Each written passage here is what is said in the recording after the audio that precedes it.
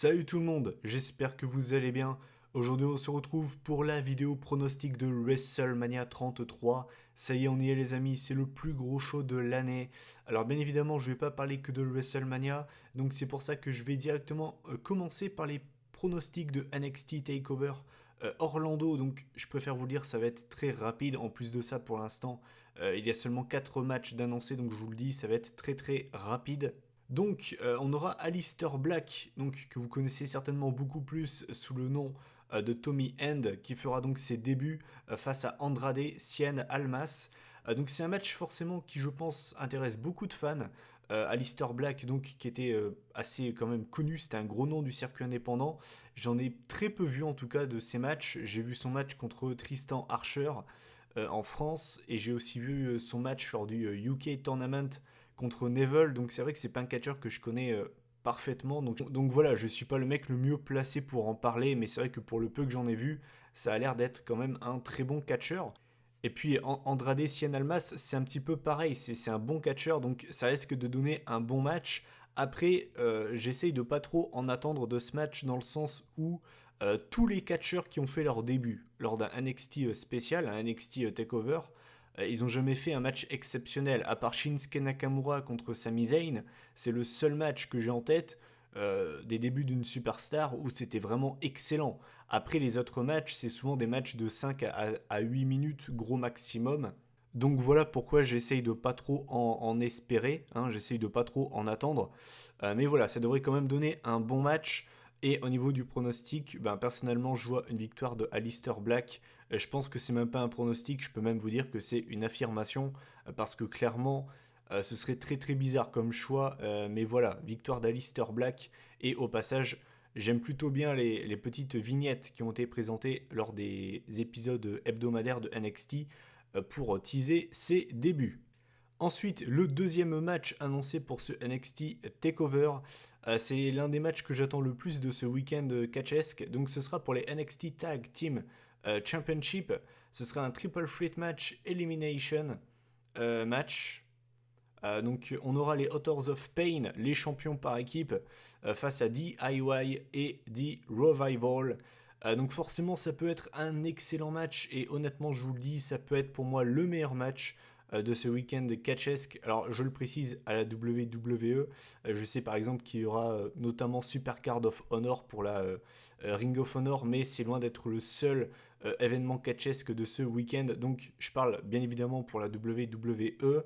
Donc alors personnellement je vois les Revival se faire éliminer en premier et admettons que Revival aille en finale, pour moi c'est l'équipe qui a le moins de chances de gagner. Je vois très clairement Revival faire leur début euh, lors du Raw ou SmackDown post-WrestleMania.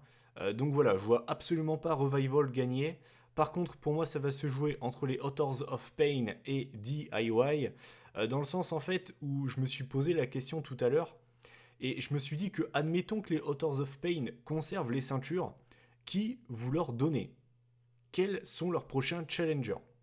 Je sais qu'ils ont fait un petit teaser pour Heavy Machinery, euh, qui vont bientôt faire vraiment leur début et être vraiment présentés à NXT, mais je les vois pas challenger tout de suite. On sait également que TM61, ils sont clairement pas aptes à revenir pour l'instant. Ils reviendront, je crois, fin d'année.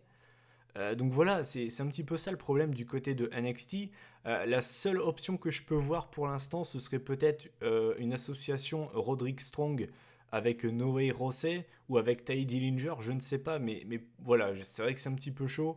Mais c'est vrai qu'honnêtement, je vois mal DIY récupérer les ceintures parce que ça voudrait dire qu'on aurait un énième Authors of Pain DIY et ça serait un petit peu redondant, je trouve.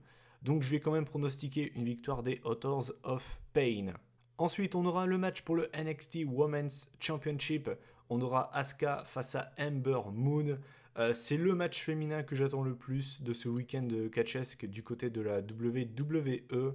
C'est pour moi, hein, ça peut être le meilleur match féminin de ces dernières années. En tout cas, si elles ont le temps nécessaire et voilà, je veux dire, si elles ont le temps nécessaire, elles peuvent vraiment voler le show lors de ce takeover.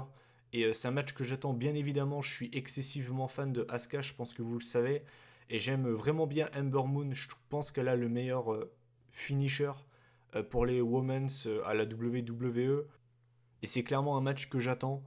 Euh, pour ce qui est du pronostic, personnellement, je verrais une victoire de Ember Moon. Et contrairement à beaucoup de rumeurs et beaucoup d'avis de fans, par contre, je vois pas du tout Asuka faire ses débuts lors du SmackDown ou bien du Raw post-WrestleMania.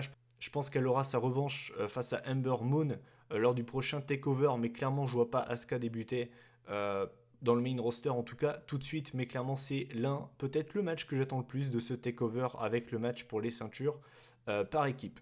Et enfin, le main event de ce NXT TakeOver Orlando, donc ce sera forcément pour le NXT Championship. On aura Bobby Roode, le champion, face à Shinsuke Nakamura. Je vais pas vous le cacher, j'ai très peu de hype autour de ce match. Leur match lors de TakeOver San Antonio ne m'avait pas forcément transporté. Je dis pas qu'il était mauvais, mais je suis pas forcément hypé plus que ça de les revoir s'affronter. Pour ce qui est de mon pronostic, personnellement, je verrais une victoire de Bobby Roode. Je vois pas Nakamura regagner le titre, ce serait son troisième NXT Championship.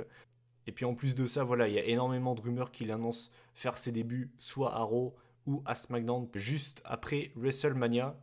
Donc voilà, je vois Bobby Roode conserver, je ne sais par quelle manière, par quel miracle, mais voilà. La seule chose que je me suis dit, c'est que je suis assez étonné qu'on ait seulement 4 matchs d'annoncés. Donc à mon avis, il y aura des matchs de rajouter pendant ce pay-per-view.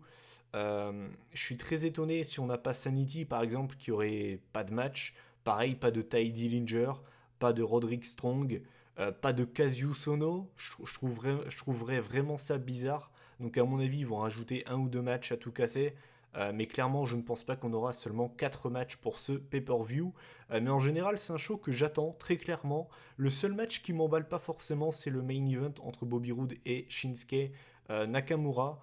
Et je pense que je suis pas le seul. C'est pas forcément une affiche qui m'emballe plus que ça. Mais voilà. J'en ai terminé avec NXT TakeOver Orlando, donc forcément c'est un show que j'attends. Et d'ailleurs, petite précision tant que j'y pense, vous avez l'habitude de voir mes vidéos résultats des TakeOver souvent le dimanche, souvent le lendemain du show. Là, je peux vous le dire, je ne pourrai pas la sortir dès le dimanche. Donc vous l'aurez très certainement vendredi prochain. Donc voilà, j'espère que ça vous dérange pas, mais vraiment là je ne peux pas faire mieux. Et au pire des cas, j'essayerai de la sortir mercredi, mais je ne vous promets vraiment rien. Voilà, donc juste avant d'attaquer la carte de WrestleMania 33 et donner mon avis sur ce show, et j'ai beaucoup de choses à dire, je vous le dis direct, juste avant de donner vite fait mon avis sur la classe du Hall of Fame, d'habitude je ne le fais jamais, mais là clairement je tenais à le souligner. J'ai beaucoup de choses à dire en négatif sur ce WrestleMania, vous le verrez dans quelques instants, mais s'il y a bien une chose que je ne peux pas critiquer, c'est la classe du Hall of Fame, que je trouve très très bonne. Je vais quand même vous rappeler les, les intronisés. Donc on aura les Rock'n'Roll Express, on aura Beth Phoenix, on aura forcément Kurt Angle et The Ravishing Rick Rude, sans oublier bien évidemment Theodore Long. Je trouve que c'est vraiment une belle classe. Je ne sais pas si j'ai oublié quelqu'un, je ne pense pas, parce que là clairement je fais ça de tête et vous le savez, j'ai pas une très bonne mémoire. Mais clairement c'est une très très belle classe cette année. Et je suis très content de voir Beth Phoenix qui fait partie de mes catcheuses préférées. Et bien évidemment, Kurt Angle, ça va me faire très très plaisir de le revoir. Et puis très clairement, voilà, je veux dire, quel superstar Kurt Angle, il nous a offert des matchs incroyables contre Shawn Michaels, contre l'Undertaker. J'en passe et des meilleurs, même à la TNA. Bon, bien évidemment, je ne pense pas qu'il parlera de la TNA, mais je pense qu'il a beaucoup de choses à dire. C'est un gars qui savait nous divertir aussi bien dans le ring que hors du ring. Bref, je suis très content de le revoir sur les écrans de la WWE. Voilà, mais écoutez, on va pouvoir commencer la carte de ce WrestleMania, donner mon avis tout simplement. Je vais commencer par le kick-off. Donc on va commencer avec la Andre the Giant Memorial Battle Royal. Je ne vais pas m'éterniser sur ce match parce que j'ai pas grand chose à dire. Je vois tout simplement Braun Strowman s'imposer, je pense comme beaucoup de monde. Ça me fait forcément chier de voir Sami Zayn dans cette bataille royale. Pour moi, il mérite bien mieux que ça. Je pense que je suis pas le seul qui est de cet avis. Euh, Ça m'a fait un petit peu rire en voyant la liste. Alors, je l'ai pas sous les yeux, hein, mais je l'ai vu tout à l'heure. Ça m'a fait un petit peu rire parce que je me souviens que on avait eu des news qui nous disaient que la WWE voulait recrédibiliser cette André the Giant Battle Royale en mettant, on va dire, des gros noms dedans, en mettant peut-être pas des main eventers, mais des gros noms dedans. Et grosso merdo, à part Sami Zayn, le Big Show, et encore je suis gentil, Braun Strowman, on a, je crois, les Tag Team Champions qui sont dedans. On a beaucoup d'équipes en fait qui sont dedans, mais on n'a pas vraiment beaucoup de gros noms dedans. En fait, c'est ça qui m'a fait un petit peu rire. Du coup, voilà quoi, paye la crédibilité de cette bataille royale. Ça me dérange un petit peu. Enfin, le truc que je trouve dommage avec cette bataille royale, c'est que c'est dommage qu'il n'y ait pas au final un but. Je trouverais ça cool, par exemple, que le vainqueur de cette bataille royale euh, et un match de championnat de son choix. Alors peut-être pas pour le titre WWE, mais par exemple, si c'est un gars de Raw qui gagne, il a un match pour le titre US. Si c'est un gars de SmackDown, il a un match pour le titre intercontinental. Je trouve ça dommage. Honnêtement, je trouve ça dommage. Ça rajouterait un enjeu. Et voilà. Donc j'espère qu'ils rajouteront ça dans les prochaines années. Mais sinon, donc je vois une victoire de Braun Strowman. Et comme les dernières éditions 2015 et 2016, c'est plus une bataille royale bouche-trou plutôt qu'autre chose. La seule vraie bataille royale d'André le Géant que j'ai appréciée, qui avait une certaine valeur, c'était la première édition en 2014, remportée par Cesaro. Ensuite, le deuxième match de ce kick-off, et ça m'a bien fait rager, très clairement. C'est les Cruiserweight qui seront dedans. Donc d'ailleurs, pas de ladder match Cruiserweight, ce qui était pressenti par beaucoup de fans, et finalement non. Donc ce sera Austin Aries Hateable face au champion Cruiserweight Neville. Je suis extrêmement déçu. Je suis extrêmement déçu que ces deux gars soient dans le kick-off. Et rien que pour ce match-là, je regarderai le kick-off.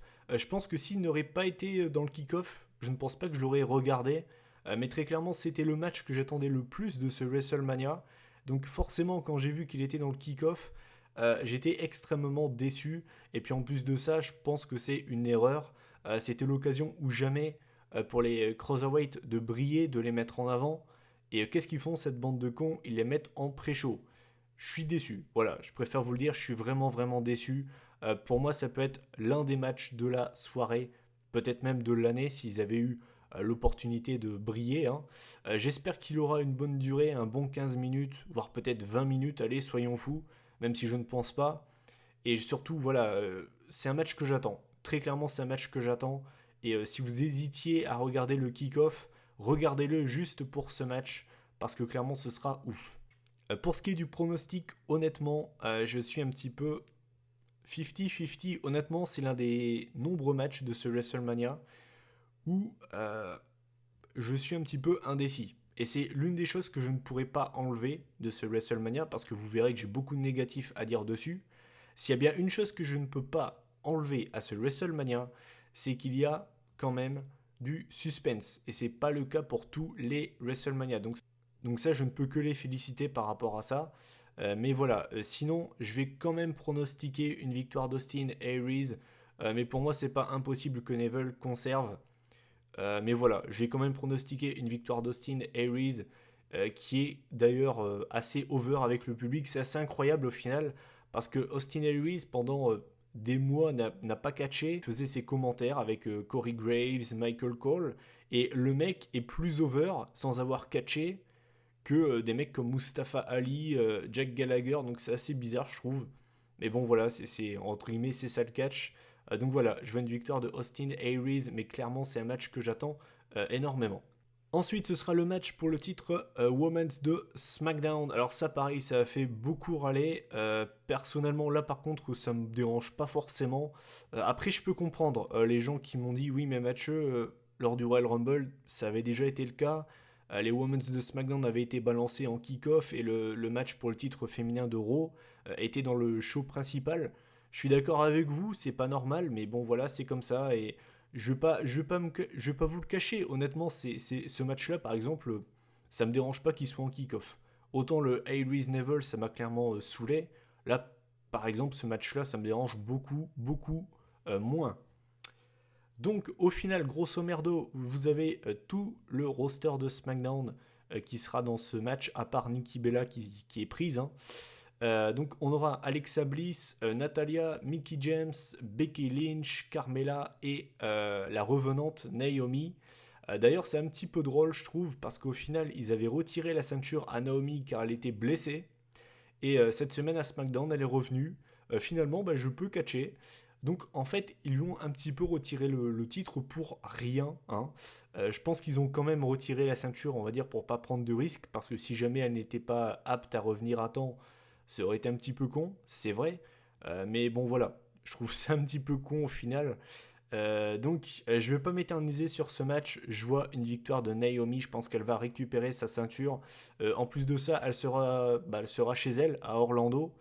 Donc ça peut vraiment lui donner un très très beau moment, un beau WrestleMania moment pour elle. Donc voilà, je vois une victoire de Naomi. Et puis bah ça risque d'être plutôt pas mal, voilà. Donc ces deux matchs-là m'intéressent. La André the Giant Battle Royale beaucoup moins. Mais honnêtement, le kick-off de WrestleMania donne limite plus envie que la carte principale. Donc bah voilà. Ensuite, alors, ce match-là, à la base, je ne l'attendais vraiment pas plus que ça, et avec l'ajout de la stipulation, bah, je l'attends quand même beaucoup plus. Donc ce sera un triple threat tag team match pour les ceintures par équipe de Raw. Donc on aura les champions, le club, donc Luke Gallows et Carl Anderson, contre Soft, contre Cesaro et Sheamus, dans un ladder match. Donc clairement, ben, j'attends beaucoup plus ce match que ce qui était prévu. On ne peut pas vraiment dire que la rivalité ait été exceptionnelle, hein. Clairement, voilà quoi, c'est vraiment pas terrible. D'ailleurs, au passage, le club, mais il passe pour les derniers des abrutis, hein, il passe pour des abrutis finis, puisque je ne sais pas si vous vous souvenez, mais Soft et Cesaro et Sheamus s'affrontaient justement pour déterminer les challengers du club. Et cette bande de cons, qu'est-ce qu'ils ont fait? Ils ont intervenu pendant le match car ils pensaient qu'en faisant ça, ils n'allaient pas avoir de match à WrestleMania. Faut être quand même sacrément con pour penser ça. Et deuxième chose qui les rend encore plus cons, les gars ont sorti une échelle, ils ont attaqué Sheamus et Cesaro en backstage. Et bien, grâce à cette attaque, et bien, le ladder match a été officialisé pour WrestleMania. Donc, très clairement, le club passe pour des gros boulets. Hein, très clairement, on peut le dire. Donc voilà, note à part, c'était un truc assez. Donc voilà, c'est un truc que je voulais relever, mais c'est vrai que pour moi, vraiment, hein, le club il passe pour des gros boulets, des gros mongols, très clairement. Donc voilà, c'est un match que j'attends du coup. Je pense que ça peut être pas mal du tout. La seule chose pour moi qui manque dans ce match, c'est un Night Flyer. C'est vrai qu'on a quand même beaucoup de big guys. Le seul, on va dire, petit gabarit, c'est Enzo Amore et c'est clairement pas le meilleur catcheur du roster, hein, on va pas se le cacher. Donc je trouve ça un petit peu dommage qu'il n'y ait pas par exemple un petit Kofi Kingston ou un petit Kalisto par-ci par-là. Mais voilà. Sinon donc pour ce qui est de mon pronostic, euh, ça me fait chier de dire ça parce que très clairement c'était une équipe que j'aimais bien mais clairement je ne peux plus les voir. Merci le booking de Raw. Mais je vois une victoire de Soft. Je les voyais hein, gagner à Fastlane et arriver à WrestleMania en tant que champion par équipe. Mais du coup, voilà, je les vois gagner à WrestleMania. Et clairement, qu'on soit fan ou non, c'est l'équipe la plus over actuellement à la WWE. Avant que les Hardys ne reviennent. Mais voilà, donc voilà, j'ai une victoire de Soft, malheureusement. Ensuite, le prochain match. Alors là, c'est un match qui pouvait m'intéresser. Et au final, ce match ne m'intéresse pas. Donc, c'est le match pour le titre intercontinental, donc entre Dean Ambrose et Baron Corbin. Alors, petite précision pourquoi je dis ça. On a vu lors des derniers SmackDown que Baron Corbin et Dean Ambrose ont été quand même assez bourrins, hein. On a notamment Baron Corbin qui avait balancé Dean Ambrose dans le décor. Il avait essayé de le tuer avec un transpalette électrique. Donc je me dis, bon, c'est quand même assez bourrin, c'est quand même assez violent. Ils vont rajouter une stipulation. Comme je pense beaucoup de fans, hein, j'étais loin d'être le seul fan à penser ça. Et au final, non, c'est un match classique. Alors, je préfère le dire, on l'a vu notamment pour le ladder match juste avant, ils sont capables de rajouter la stipulation limite 2 heures avant le WrestleMania, tellement ces abrutis ne savent pas booker un show. Donc, je préfère le dire, à l'heure actuelle, le match est simple, il n'y a pas de stipulation. En cas de stipulation rajoutée à la dernière seconde, c'est un match que je vais attendre. Parce que très clairement, Dean Ambrose, l'année dernière, il avait voulu faire un match très bourrin avec Lesnar. Et au final, Brock Lesnar n'avait pas voulu y mettre du sien. C'est d'ailleurs pour ça qu'on a eu un match très très floppy comme on dit, vraiment pas terrible, et ça avait d'ailleurs déçu beaucoup de fans. Clairement, Baron Corbin, c'est son premier match à WrestleMania en 1v1, et Dean Ambrose a envie de se racheter. Si les deux auraient eu des armes dans leurs mains, je pense qu'on aurait vraiment pu avoir un match divertissant et fun. Et ça vient d'un gars qui n'est ni fan d'Ambrose ni fan de Corbin. Mais je pense que ça aurait vraiment pu être l'un des meilleurs matchs de la soirée. Donc je suis vraiment déçu par rapport à ça. Et puis ça aurait quand même plus collé au personnage de Dean Ambrose et aux attaques de Corbin. Pour ce qui est du résultat, je vois une victoire de Baron Corbin. Je pense que c'est assez prévisible. Baron Corbin, qu'on soit fan ou non, c'est un petit peu le Braun Strowman de SmackDown. Il a été très bien booké. Je dirais que en tant qu'individuel, je parle individuellement parlant, ça doit être le catcheur qui a été le mieux booké du côté de SmackDown depuis la draft. Euh, Vraiment, il n'y a rien à redire là-dessus. Maintenant, voilà, je suis pas fan, je suis pas fan de Corbin, mais je trouve qu'il a été bien booké et là-dessus, on peut pas vraiment s'en plaindre. Donc, je vois une victoire de Baron Corbin qui deviendra donc champion intercontinental avant de, je pense, devenir WWE Champion en fin d'année, malheureusement, car je ne suis pas fan. Mais voilà, je vois une victoire du Lone Wolf, mais c'est pas un match que j'attends car je pense que vous le savez, je suis ni fan de l'un ni fan de l'autre, donc les voir tous les deux s'affronter, c'est pas un truc qui m'intéresse beaucoup. Ensuite, alors le prochain match, ce sera un mix tag team match.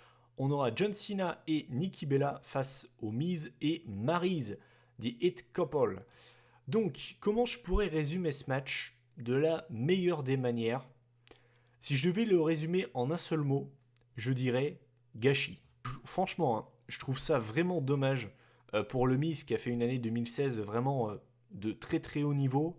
Cena qui n'a pas catché l'année passée, je pensais vraiment le voir dans un gros match. Et au final, ouais, alors attention, je crache pas sur le match, je dis pas que le match sera mauvais. D'ailleurs, la rivalité a été bien amenée.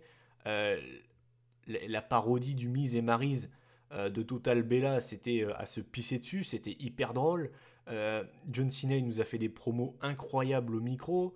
Ils ont rajouté un petit peu de, comment dire, ils ont rajouté de la vérité dans ce qu'il disait et tout le machin. C'était vraiment très bon. Là-dessus, je peux pas me plaindre. Vraiment, la build-up de cette rivalité a été très bonne. Je ne peux pas m'en plaindre. Mais, pour moi, c'est du gâchis. Quand vous avez John Cena et le Miz à WrestleMania, pour moi, vous pouvez en faire mieux que ça. À la rigueur, ça aurait été un match 1v1 pour le titre, par exemple, intercontinental. Ça aurait été quand même. Enfin, ça aurait eu plus de gueule, tu vois.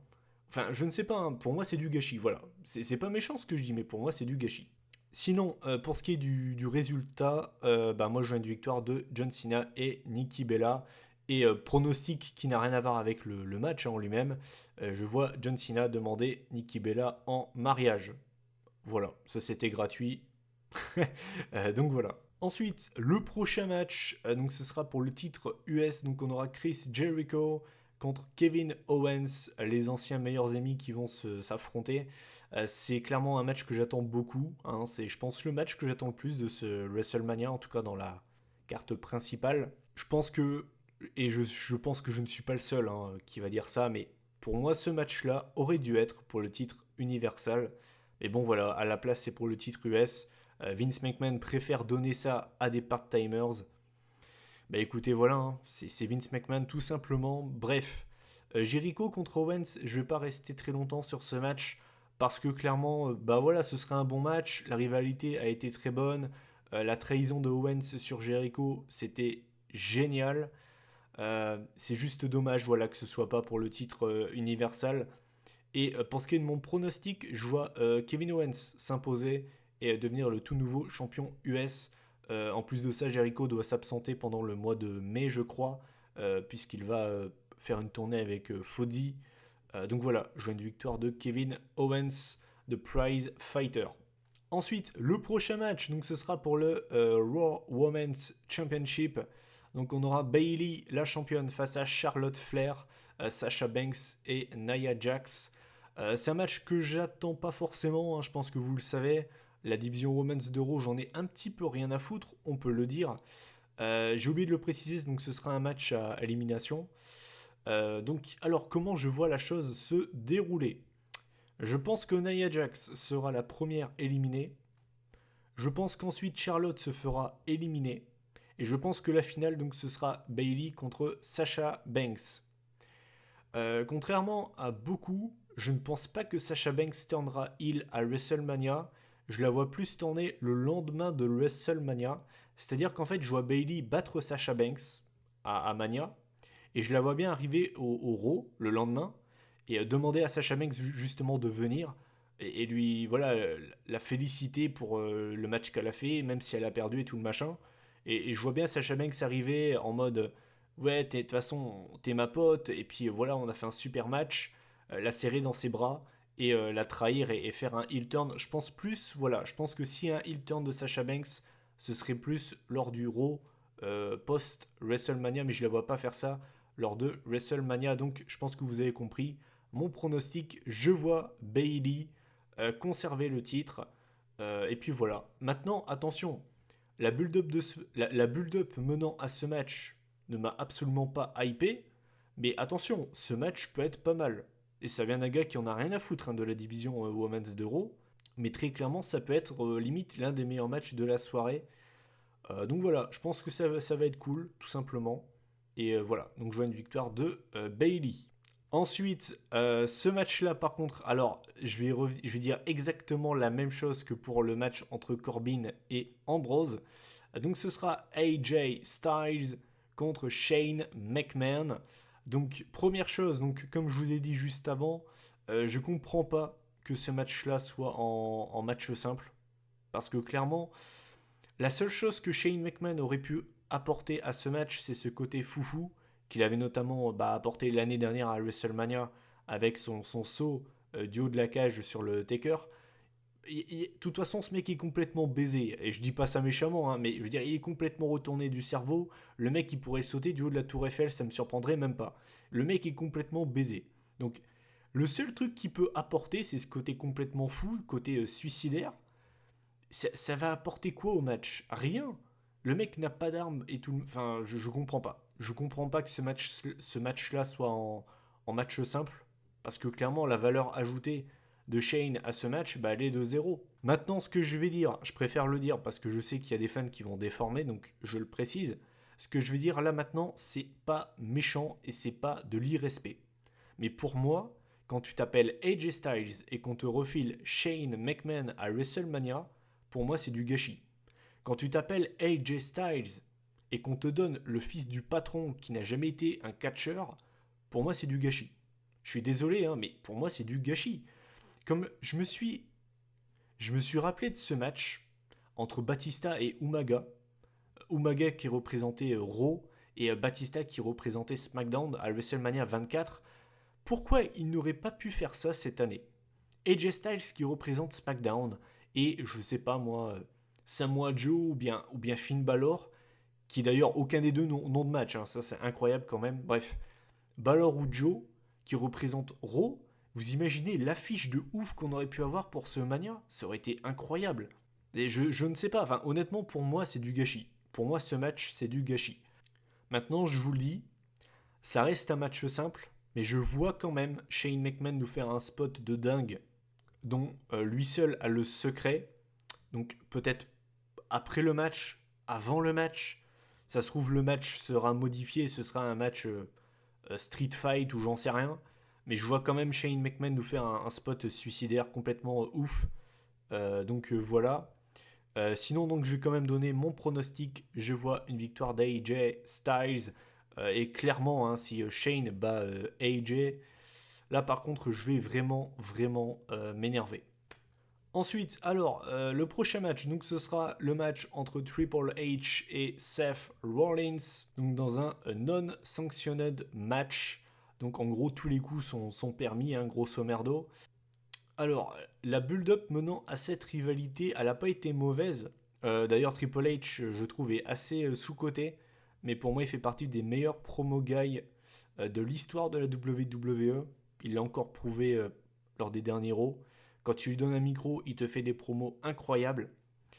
Mais ce qui me fait un petit peu peur avec ce match, c'est le fait que Rollins se soit dépêché pour revenir à temps pour WrestleMania. J'aurais vraiment préféré qu'il prenne bien son temps, qu'il loupe à la rigueur le WrestleMania et qu'il revienne vraiment à 100%.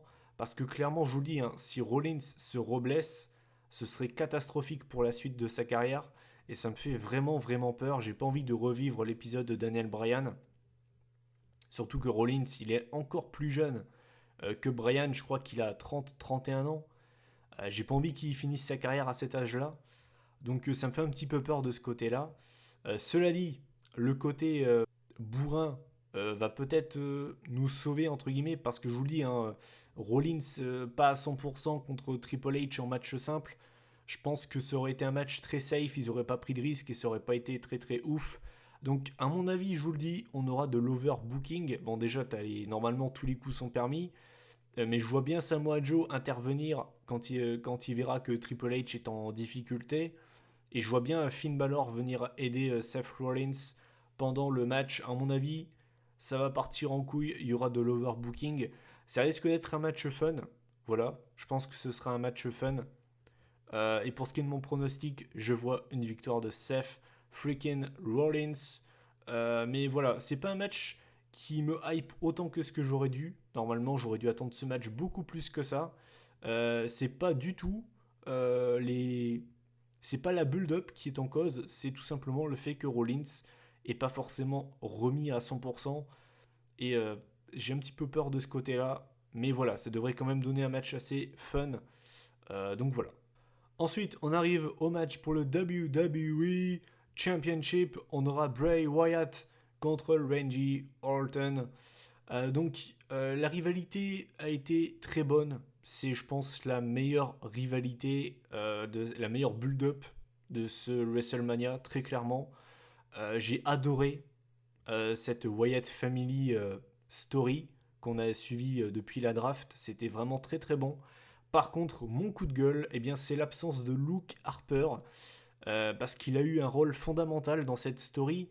Et puis, merde quoi, Luke Harper aurait tellement mérité ce spot, ça aurait été vraiment génial pour lui.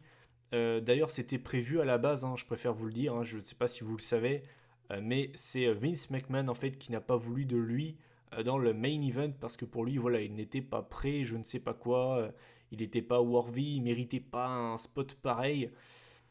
Donc voilà, clairement, on peut remercier Vince hein, par rapport à ça. Donc voilà, Luke Harper n'a même pas de match pour WrestleMania. Je trouve ça vraiment désastreux. C'est l'un des meilleurs catcheurs que SmackDown Live possède. Et le mec n'a même pas de match. Et puis même, enfin je veux dire, c'est même pas une question de ne pas avoir de match mineur ou autre. Pour moi, le mec méritait tout simplement sa place dans le main event pour le titre WWE. Il a autant apporté à cette rivalité qu'Orton ou que Bray. Donc je suis vraiment déçu par rapport à ça. Le match en lui-même, même si la rivalité a été très bonne, c'est pas un match que j'attends. Bray et Randy se sont déjà affrontés en fin d'année 2016. C'était, je crois, à No Mercy. Ça a donné un match très floppy, très très boring. C'était l'un des pires main events de 2016. Alors après, vous me direz que c'est WrestleMania et qu'ils vont très certainement tout donner, hausser leur niveau. J'espère d'ailleurs. Mais c'est pas un match qui me hype de ouf. Parce que je sais que c'est pas un match qui va me faire lever de ma chaise, très clairement. Et ce que je viens de vous dire là, des matchs qui vont me faire lever de ma chaise, il y en a très très peu qui vont me faire cet effet-là pendant la soirée.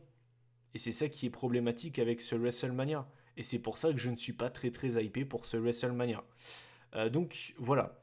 Cela dit, je suis quand même hypé par rapport pour connaître, on va dire, le vainqueur. J'aurais envie de dire Bray Wyatt.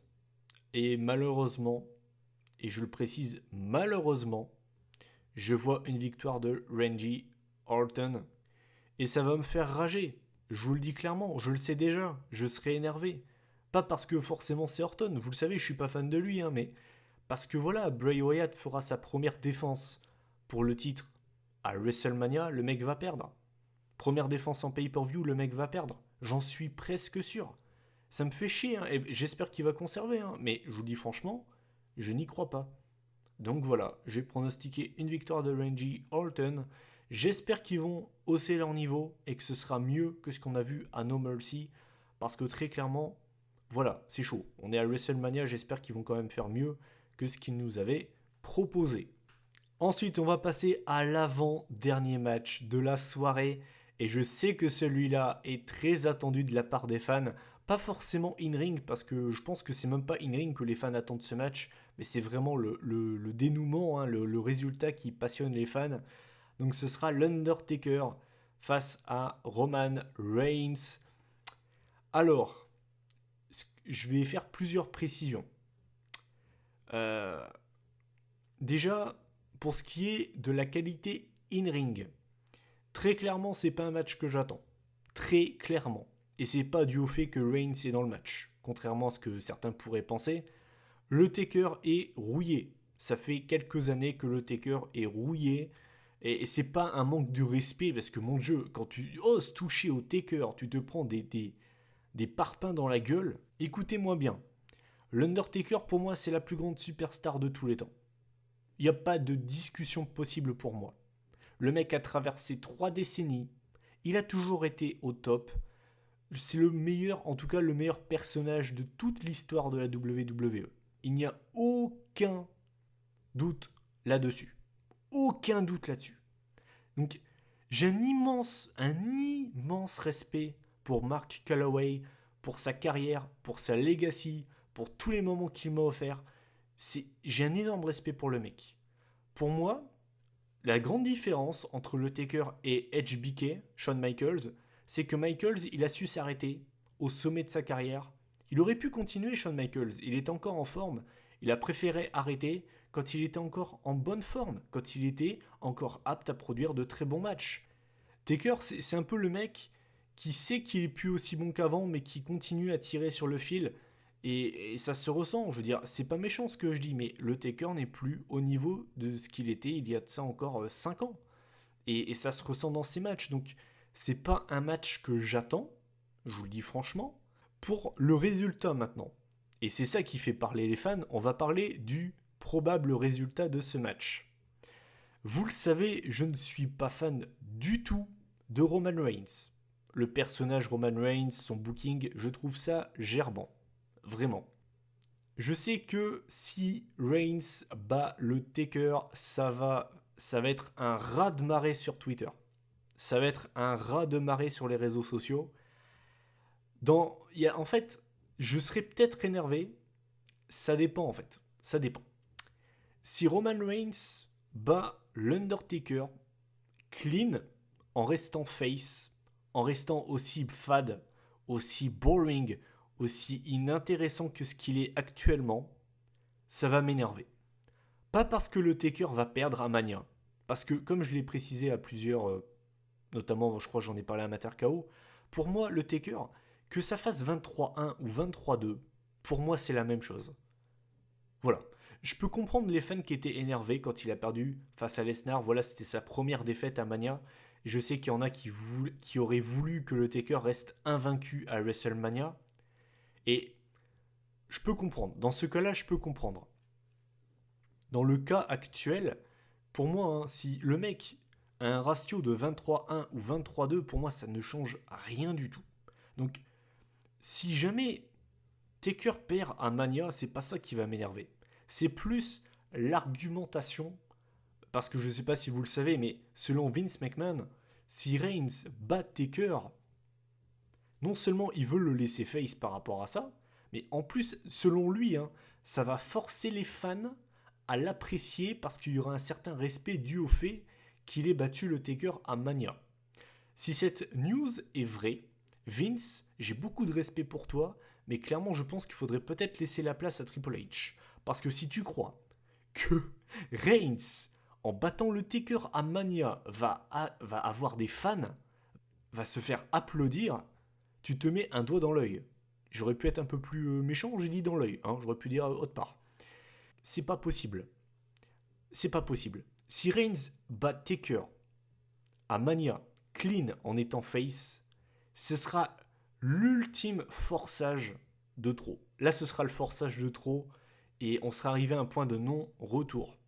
Et ça m'étonnerait même pas, et je ne lui souhaite pas, hein, je préfère le dire, hein, mais ça ne m'étonnerait même pas que Reigns se fasse attaquer sur le ring par un fan qui voudrait le taper haute. Vraiment. Genre, vraiment. C'est du suicide. Si la VE fait ça, c'est du n'importe quoi. Le mec est déjà sifflé partout où il va. Si le mec bat Taker à Mania, je vous laisse imaginer le délire.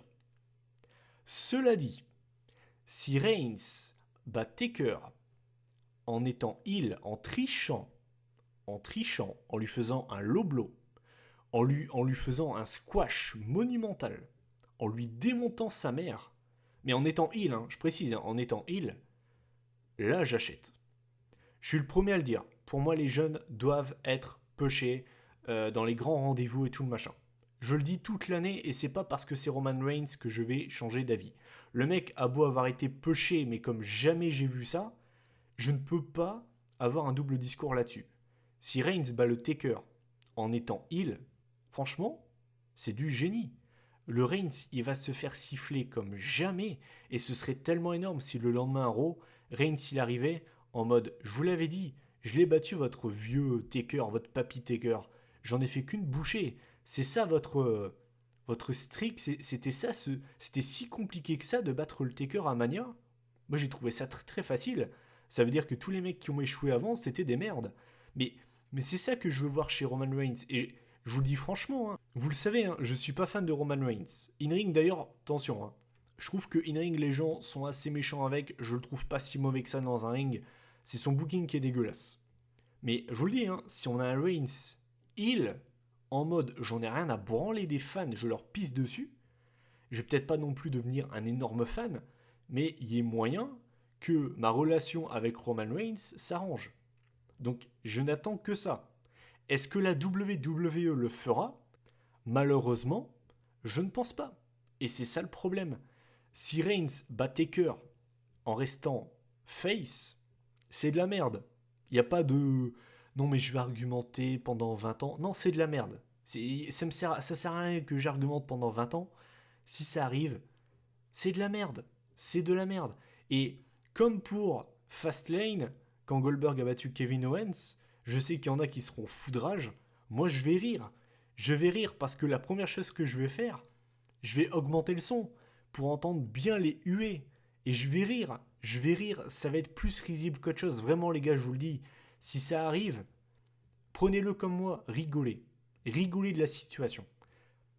Pensez dans votre crâne, dans votre tête, dites-vous que là actuellement, Vince se dit les fans vont l'aimer plus qu'avant. Dites-vous ça. Et je pense que ça vous fera rire. Moi en tout cas c'est ce que je ferai et ça m'aidera à faire passer la pilule. Mais voilà. Donc jeune victoire de Roman Reigns et est-ce que c'est un match que j'attends? Attendez, je réfléchis. Non. Et enfin, le main event de la soirée. Donc ce sera Goldberg contre Brock Lesnar pour le titre Universal. Je devais à la base en faire une vidéo spéciale pour en parler, pour défoncer ce match. J'ai pas envie de m'attarder longtemps sur cette merde, donc je vais quand même donner ce que... Je vais vous dire ce que j'allais dire dans ma vidéo. En fait, je trouve ça honteux que ce soit deux part-timers qui s'affrontent pour le titre. Pour moi, en fait, ce match, c'est un crachat sur tout le roster d'Euro, clairement. Et même si c'est ce match-là en main event, c'est même, je pense, hein, c'est limite, il pisse sur tout le roster. Hein. Il pisse sur Bray, il pisse sur Orton, il pisse sur Reigns, il pisse sur Balor, il pisse sur Joe, sur Harper, sur tout le monde. Pour moi, c'est une véritable honte ce match. C'est de la putain de bullshit. Vous le savez, je n'ai jamais été fan de Bill Goldberg et je ne le serai jamais. Je pisse sur ce match, je pisse sur cette rivalité de merde. Je tenais juste à rappeler une chose pour vous dire à quel point c'est ridicule. Je sais pas si vous vous souvenez, hein, mais quand Brock Lesnar avait accepté le challenge d'affronter Goldberg à Survivor Series, Paul Heyman avait dit que la seule motivation de Brock d'affronter Goldberg, c'était que au final, Goldberg menait 1-0, puisqu'il l'avait battu à WrestleMania 20. Admettons que Lesnar batte, enfin c'est ce qui va arriver hein, de toute façon, Lesnar va battre Goldberg. Voilà, ça pour moi c'est clair, c'est une certitude. Lesnar va battre Goldberg à WrestleMania. Ça fera quand même 2-1, parce que certes, Lesnar aura battu Goldberg, mais Goldberg aura battu Lesnar à WrestleMania 20 et au Survivor Series 2016. Donc, admettons que Brock Lesnar soit champion, ça fera quand même 2-1. Donc, au final, le but de cette rivalité, depuis le début, n'aura aucun putain de sens. C'est de la merde en boîte. Pour moi, c'est indéfendable. Est-ce qu'il y a vraiment des fans qui attendent ce match? Genre, vraiment? Je me pose la question sérieusement. Comment on peut attendre cette merde? Pour moi, ce match, c'est le match de la honte. Il pisse sur tout le roster de la WWE. Et moi, je pisserai sur ce match. Ce sera de la merde. Il y a plein de gens qui ont dit ouin ouin ouin, le main event de WrestleMania 32 c'est de la merde. Attendez de voir celui du 33, là vous pourrez vous plaindre. Je vous le dis. Je vous le dis, là clairement ce sera bien de la merde. Sinon donc voilà, je ne vais pas m'attarder plus longtemps sur ça. Je vois une victoire de Brock Lesnar qui redeviendra champion du monde. Ça énervera beaucoup de fans. Et puis ben voilà, on clôturera ce WrestleMania sur la meilleure des manières, lol. Donc voilà, j'en ai terminé avec mes pronostics de WrestleMania et de NXT TakeOver. Donc au final, est-ce que ce WrestleMania m'a hypé? Eh bien, je vous le dis franchement, non. Non, je vous le dis franchement, ce WrestleMania ne m'a pas hypé. La carte ne m'a pas hypé. Pour moi, ce WrestleMania, c'est du gâchis. Et autant l'année dernière, j'ai été un peu plus généreux, dans le sens où il y avait notamment Cena, Orton, Rollins qui étaient blessés. Cette année, vous avez tous ces gars-là qui sont disponibles. Vous avez tous les NXT Called Up qui sont donc venus pendant l'année 2016, donc les Finn Balor, les Samoa Joe, les Alexa Bliss, les Baron Corbin, les Apollo Crews et tout le machin. Donc ils ont un roster encore plus large que l'année dernière et en plus de ça, ils ont les Cruiserweight. Ils ont le potentiel de te faire un WrestleMania de malade. Ils ont un roster de ouf et je vous le dis franchement, au vu du roster qu'on a et la carte qu'on a, pour moi, c'est limite la pire carte que tu pouvais me présenter, quoi. Je ne suis pas hypé pour ce WrestleMania. Ça fera 10 ans cette année que je regarde du catch. C'est, je crois, le WrestleMania que j'attends le moins. Genre, mais vraiment, je suis très très peu hypé pour un WrestleMania. J'ai quand même cette hype parce que ça reste WrestleMania et c'est le plus gros show de l'année, qu'on le veuille ou non. Mais clairement, ma hype n'est pas au niveau qu'elle devrait être. Voilà, donc c'est pas un show que j'attends plus que ça, malheureusement, parce que j'aimerais être hypé comme un dingue, mais ce n'est pas le cas. Voilà, bah écoutez, c'était ma vidéo pronostic de WrestleMania 33. C'est clairement ma vidéo la plus longue que j'ai faite sur la chaîne. Pronostic, hein, je parle. Donc voilà, n'hésitez pas à donner vos pronostics de WrestleMania et de NXT TakeOver Orlando. Je le rappelle, hein, donc la vidéo résultat de TakeOver Orlando arrivera mercredi ou vendredi. Je ne pourrai pas la sortir dimanche, désolé. Donc voilà, n'hésitez pas donc à donner votre avis en commentaire, à partager la vidéo et à la liker, hein, s'il vous plaît. Ça fait toujours plaisir des likes, surtout vu la durée de cette vidéo, j'ai plus de voix, ma voix est morte. Donc voilà, voilà, donc bah écoutez, cette vidéo est terminée. Moi, tout ce que je peux vous souhaiter, c'est un bon week-end. Mettez-vous bien, c'est notre fête à nous, les fans de catch. Faites-vous plaisir, sortez les chips, le coca, les bières pour les plus grands. Faites-vous plaisir, tout simplement. Donc voilà, on se retrouve lundi pour la vidéo résultat de WrestleMania avec, je pense, beaucoup de négatifs à dire. D'ici là, prenez soin de vous. Salut tout le monde.